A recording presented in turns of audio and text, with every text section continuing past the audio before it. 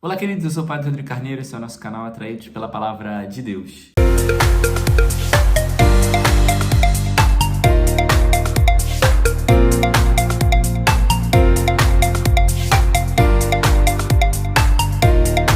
Bem, então seja muito bem-vindo, você que está chegando aqui no nosso canal.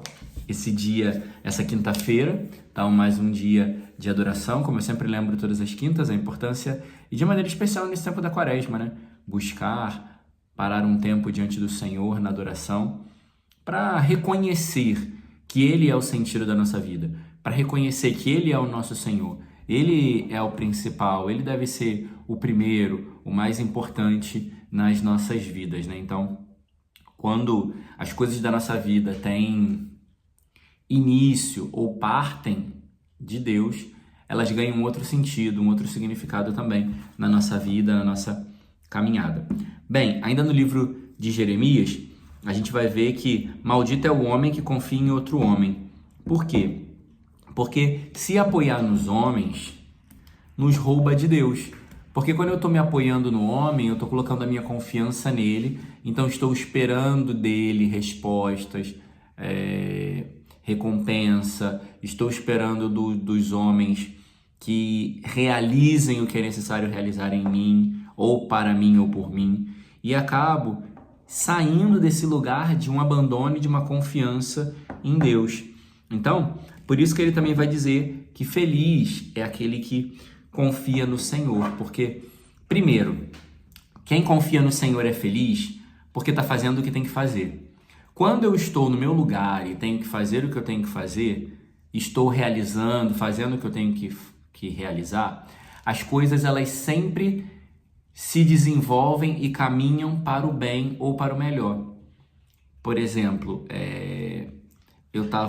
me lembrei agora desse movimento, né? Outro dia, eu estava meio agoniado porque tinha um jovem aqui que vinha sempre na missa na paróquia, e aí ele sumiu, não vinha mais. Eu não sabia o nome dele, eu não sabia quem era, nada. E aí eu comecei a pedir a Deus para que trouxesse ele de volta, que de alguma maneira trouxesse ele de volta, né? Para que ele pudesse recordar o caminho da igreja e tal. E aí, eu geralmente, de vez em quando vou na academia de manhã, mas eu mudei. Teve um dia que eu fui num outro horário, que eu não estava muito acostumado aí. E aí, quando eu cheguei lá na academia, encontrei o menino lá. E aí, encontrei ele lá e conversei com ele, falei para ele voltar, peguei o telefone dele, que agora eu posso perturbar ele, né? Mandar mensagem.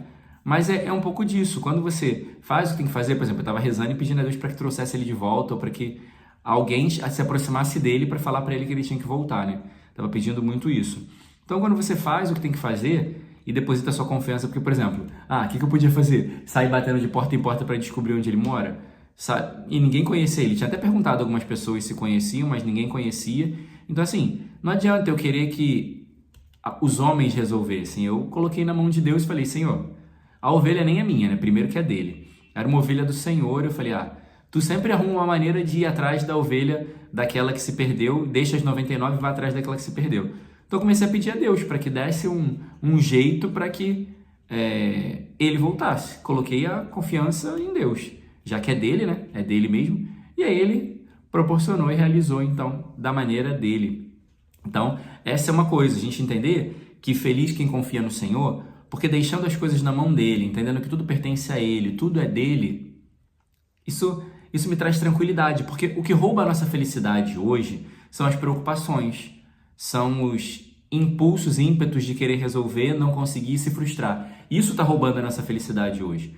Mas quando eu entendo que a minha felicidade é deixar tudo na mão de Deus, que a minha felicidade é confiar nele, porque ele vai fazer sempre o melhor, por mais que seja difícil para mim ou me cause dor, porque felicidade em Deus também tem renúncia e sofrimento, né?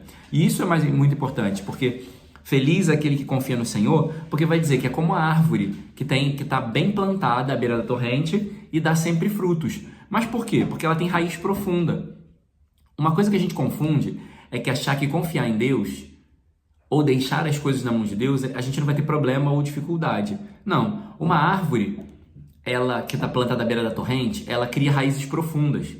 E ao criar raízes profundas, ela, quando os ventos batem, ela não tomba, ela fica firme. Então, ou seja, a confiança em Deus é como uma raiz profunda.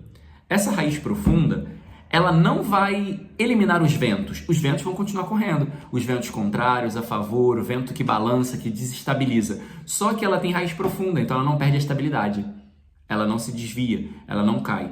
Da mesma forma, por exemplo, uma pessoa que caiu no mar. Uma pessoa caiu no mar. Se ela caiu no mar e ela tá sem nada, as ondas vão vir e vão afogar ela, ela vai tentar nadar, mas uma hora ela vai ficar cansada e não vai conseguir. Se uma pessoa cai no mar com a boia, quando ela se cansa, se ela ficar parada, a boia não deixa ela afundar. Mas não significa que não vão continuar tendo ondas, que ela não vai se cansar, que ela não vai continuar sentindo a água que está fria. Mas ela tem algo que a estabiliza. Ela não vai afundar, porque ela tem a boia. Isso é a confiança no Senhor. Que é quando eu estou no mar, não deixam de ter ondas, a água não deixa de estar fria, eu não vou estar cansado se eu tentar nadar, mas eu vou ter um apoio, não vou afundar porque eu tenho a boia. Então esse é o Senhor, por isso a importância de deixar e manter a confiança sempre nele. O Evangelho é o Evangelho conhecido por nós, né? Esse Evangelho do rico e Lázaro. E aí nós vamos ver que o homem rico, ele pensava somente em si, dava festas, juntava pessoas, queria se satisfazer com os banquetes, fazia amigos, mas eram amigos entre aspas, porque eram amigos porque ele podia proporcionar coisas.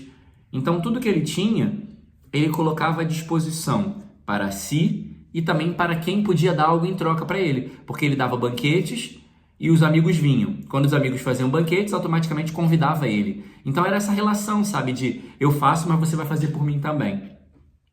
E ele não tinha um olhar para o próximo, porque ele não tinha, a gente pode perceber que ele não tinha um olhar para o próximo, que ele não tinha caridade, porque tinha um pobre na porta dele pedindo comida e ele não dava.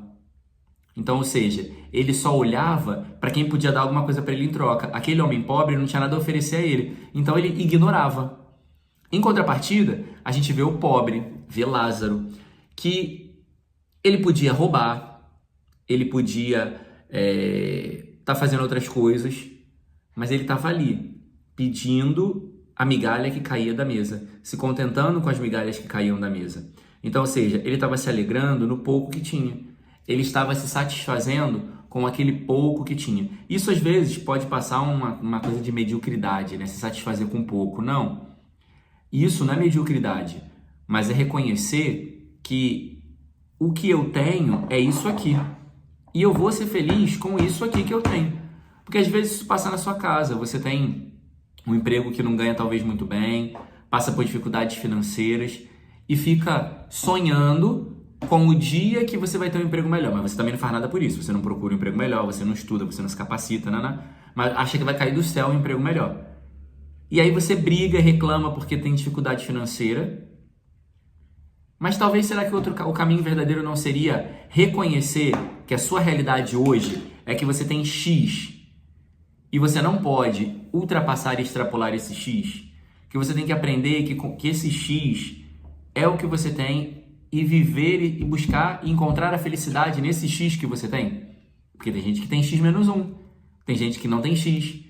Então, é entender que a realidade que você vive hoje, ela é difícil. E eu não estou aqui desmerecendo o que você está passando. Eu só estou te convidando a tentar entender que talvez a realidade que você está vivendo, dá para encontrar uma felicidade nela. Ser feliz no pouco, ser feliz no simples, né? Entender que a realidade que você está vivendo hoje, ela não te faz pior do que os outros, mas ela pode te fazer melhor. Se você entende que é o que você tem, sua família desorganizada, as coisas que não estão caminhando tão bem, o emprego que talvez você não tenha, mas essa é a realidade que você tem hoje. E você precisa encontrar felicidade nela, naquilo que você tem no dia de hoje, porque é ali que você é chamado a viver a felicidade no dia de hoje. Nessa dificuldade financeira, nessa falta de emprego, nessa enfermidade, talvez. É aí que você é chamado a viver a felicidade no dia de hoje. Por quê? Porque o pobre que foi fiel no pouco e naquilo que ele tinha a cada dia, ele recebeu a recompensa eterna da felicidade no céu. Agora o rico, que não tinha caridade, que queria sempre, foi experimentado o castigo eterno. Então, ou seja, busquemos encontrar a felicidade no que temos hoje, que é o que nos está sendo entregue. Se eu tenho isso, se eu tenho X, eu não posso querer viver com Y.